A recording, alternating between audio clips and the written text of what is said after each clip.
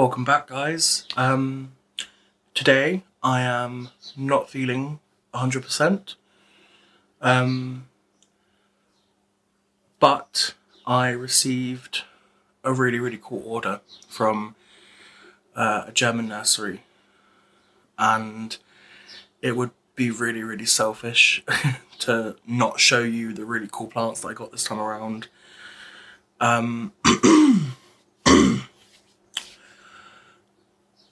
I'm going to try and keep it kind of low tempo today, a bit more chill, just because I'm a little bit out of it, but that's fine. Why don't we get into the order and I can tell you about how fun my week has been so far. So,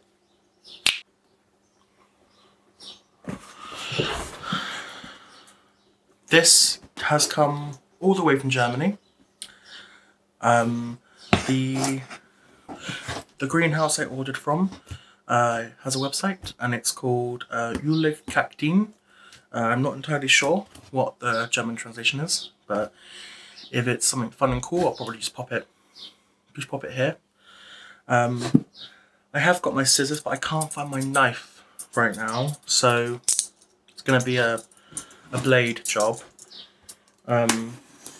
Now, though it's a cacti nursery, it's renowned for its incredible Caudex plant collections. And not just that, incredibly cheap plants. Oh wow!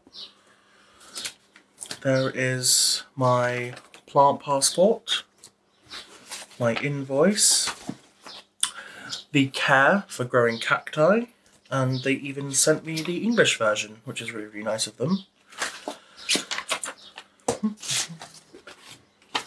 Oh wow. They sent me a comprehensive customer price list, which is really cool. It seems to be significantly cheaper than the website, which is really interesting. Sorry to get distracted. There's my invoice. They did indeed get everything included. Let's just move those to one side. Whilst I'll show you the inside of this box. It's pretty well packaged. They've gone, thankfully they've gone down the newspaper route. You know how much I detest packing peanuts. And I guess we'll just, oh, these are fabulously packaged. There they are. Whole little bunch of babes. I'm going to probably just try and pop them all on my desk before opening them up. So, I had a fairly crappy week.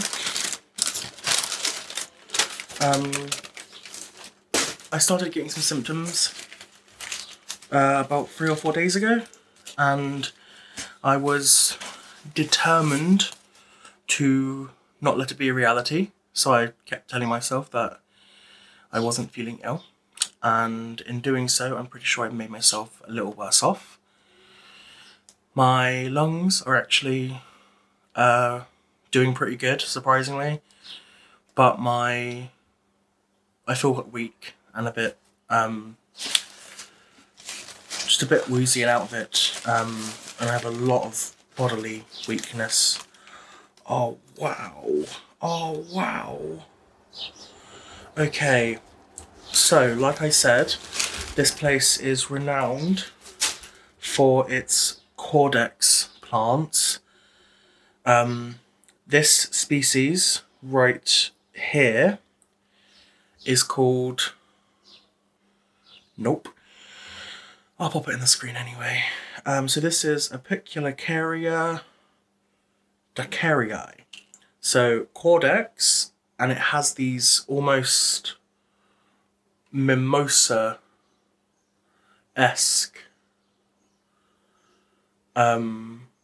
leaves, and I saw it on photos and I thought it was gorgeous. You all know that I'm an absolute sucker for a weird Caudex plant, and this is no different. It's so cool. It's got loads of growth all along the stem, and it's got a very plump Caudex to go alongside it. I'm going to need a little pot to sit this in. I did prepare quite a few pots for this little order. I kind of raided basically all of my small and medium terracotta pots because I knew that they would all require really good drainage, and I also did a bit of plant musical chairs to open up some space in the new succulent cacti area under the light. I've had really good success growing a lot of different succulents under that light, so I'm not too worried about these guys acclimating well to it. But let's keep going.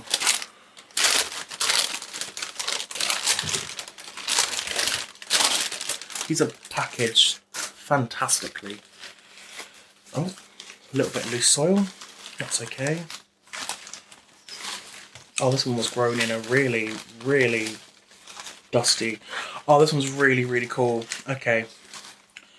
So I know we're all familiar with the chain of hearts, but oh, there's loads in here. There's like 4 stems. Okay, cool.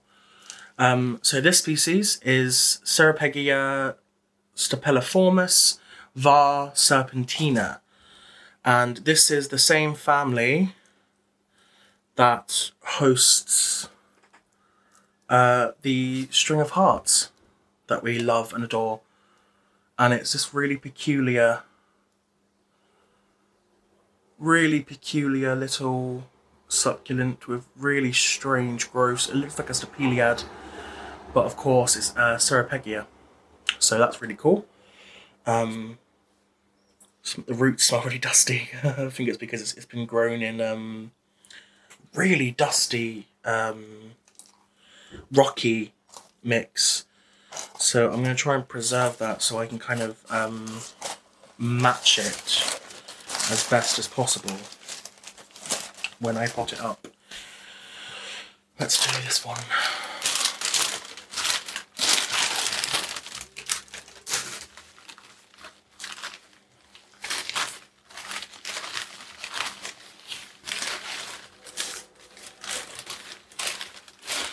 Oh, cool. Okay. I wouldn't call this species particularly rare, particularly to a lot of different folks, but it is really, really cool. This strange thing is Bowia volubilis, and it's called the Caudex onion, or the trailing onion. So it's got this big Caudex, and I didn't realise that they would already be growing when I received them, but they get these really stringy, crazy growths just coming straight out, and they can really get some size to them with these vines. And these are all deciduous, so they will just drop their foliage come winter or come unfavourable conditions, which is incredibly common with Caudex plants. They have evolved that way to survive really harsh environments.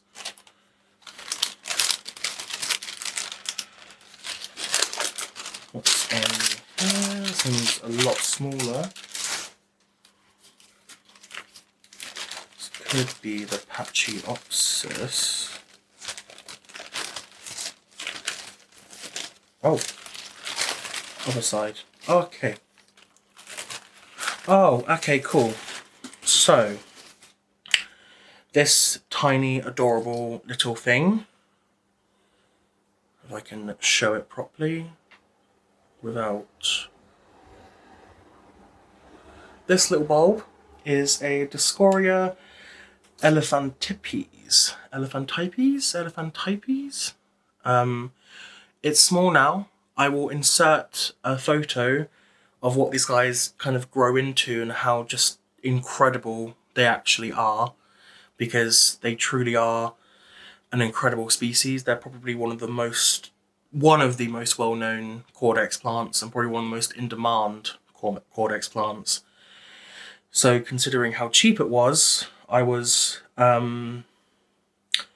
taken off guard a little bit, because it was about the same price that it costs to get like 5 seeds here in the UK, and they were selling small plants for that price. So I was like, yeah, go on then, add that to the order. I think we've got 3 left. I love that they double package these plants, and in some of them they've even included a little bit of the soil, which I really like, because it means I can kind of have an easier time matching the soil to what it should be. This one's really, really cool. So this is a Pachycormus discolor, another small peculiar Caudex plant. This one's got some really funky little legs on it, which I really like. And it's just starting to put out some small foliage here at the top. If it will focus, please focus. There we go. So it's putting out some small foliage at the top, and it's quite long and dangly, which I like. It means it was grown in pretty good conditions. But yeah, make sure I don't mix any of these up, because some of them are quite similar. And don't worry, they're not all going to be Caudexes, I promise. There is at least one really, really peculiar plant in here, which I'm pretty sure I've inadvertently left till last. But that's okay, because I wanted to talk about it anyway. So this is going to be the last Caudex, and I know exactly what it is now. Oh, it's got leaves too! Oh, cool! Okay. So, the leaves are a little bit on the damaged side, but the stems look really, really good. This species is Stephania glabra. Now, you may be familiar with Stephania erecta or Stephania venosa, which are kind of more common Caudexes from this family, but this one is a slightly harder one to get a hold of, and I managed to find it. I'm going to start putting the distribution of each species up with the name, so if I forget exactly where they're from, I can kind of you'll know quickly enough. But that's really, really cool. And surprisingly small root system, considering that it's already putting out growth and the size of this Caudex. It looks like I won't even have to bury it that far, which is super, super cool. Just going to pop that in a pot with nothing in it, just whilst I get everything sorted. And then the very last one, which I'm actually incredibly excited for. This one's going to be fun, let me tell you. Rightfully so. This is probably the most ferocious plant from the order. It's also one that I do believe comes from a family that are mostly on the endangered species list. So to see it in monoculture being cultivated in a greenhouse was not only exciting, but proved to be a unique opportunity to not just see the species, but be able to have a small one for myself, which is really cool.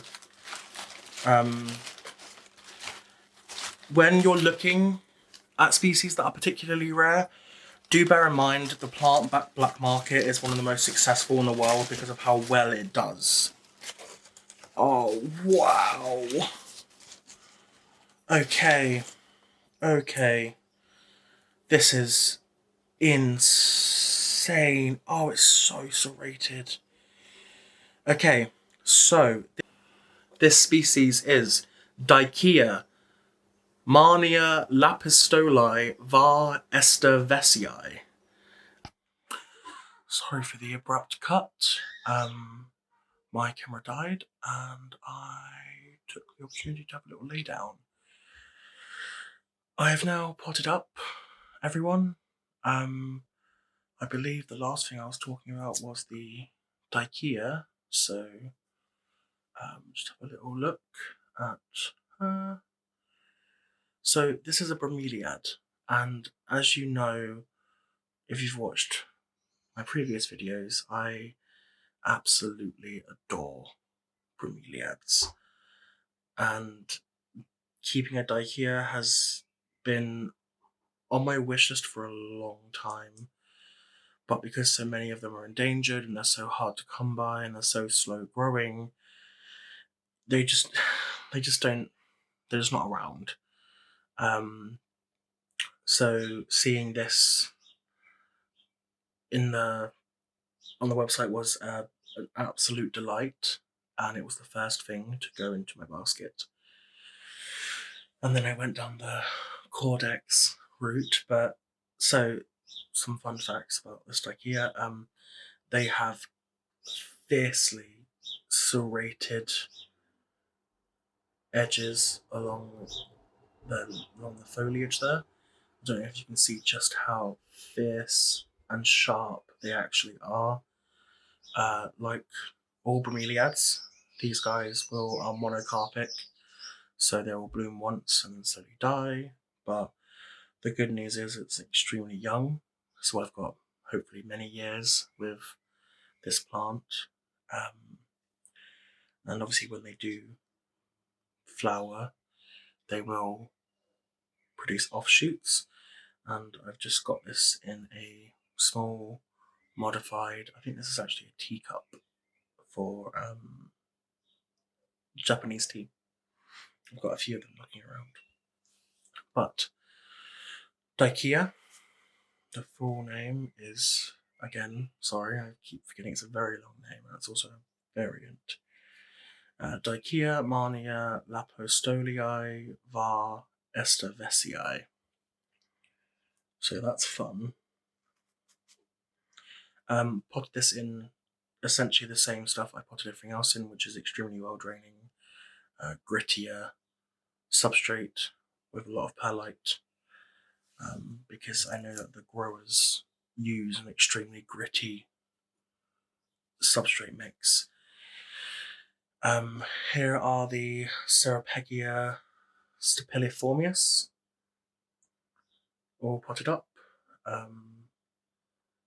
They had a surprisingly large root system for such bare Serrapegia twigs, but I think they're really cool. And you know, I'm a sucker for any plant that looks like it's dead. Look how hyped I was about my Euphorbia platyclada. So here is the Stephania. Here is the Stephania glabra. The leaves seem to be perking back up again now that it's got a bit of light. I am letting them rest. I am letting them rest a little bit before I pop them under the grow light, just because I don't want to shock them too much. I'd rather gradually kind of give them a few hours and then pop them under. I obviously am not watering any of these yet, as that would be a very, very bad idea, I think. Here is the blooming onion all potted up, and I'm really shocked that it actually came with so much growth already. I think that means that it's going to probably recover quite well from transit, and even if it doesn't, I know that it's going to be a very short while before it starts putting out more vines again. And again, that's Bowia volubilis. And I've got it in this half terracotta pot with an extremely well draining substrate mix. That again, I'm keeping them all extremely dry right now. Whenever I receive any succulents, particularly sensitive ones, I will pop them up dry, and it'll probably be a good week, if not 2, before I water them. Only because if you water a root system that's not established and not ready, even just a little bit can be too much.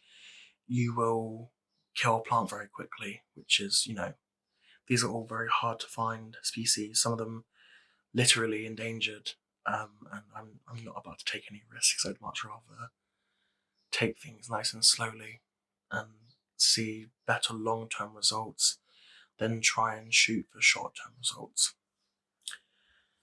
Here are the 3 tiny caudex plants I got. We'll start with this one. So this is the Scoria elephantipes or elephantypes.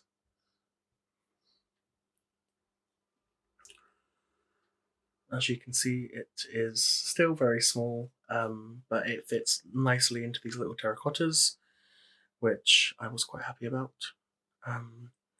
It's very, very, very plump. So again, not watering it at all. I'm going to give it a good week or so before I even try, and then we will see.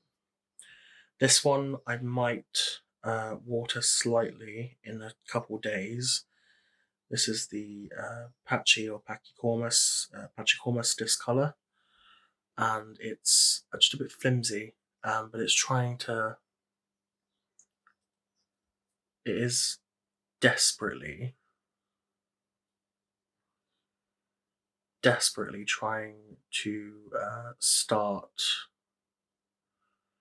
growing foliage. So I don't know if I should give it just a light watering, perhaps, as the Caudex looks a bit skinny. But I'll probably give it a few days still before I give it anything, just to play it safe. Again, these are such small Caudex plants that I really, really don't want to stress them out. And my seemingly, strangely, perhaps one of my favourites out of the order, which was unexpected, is these Apiculacaria daiquirii, which again is in this lovely little small terracotta, and then it has this just strikingly beautiful foliage.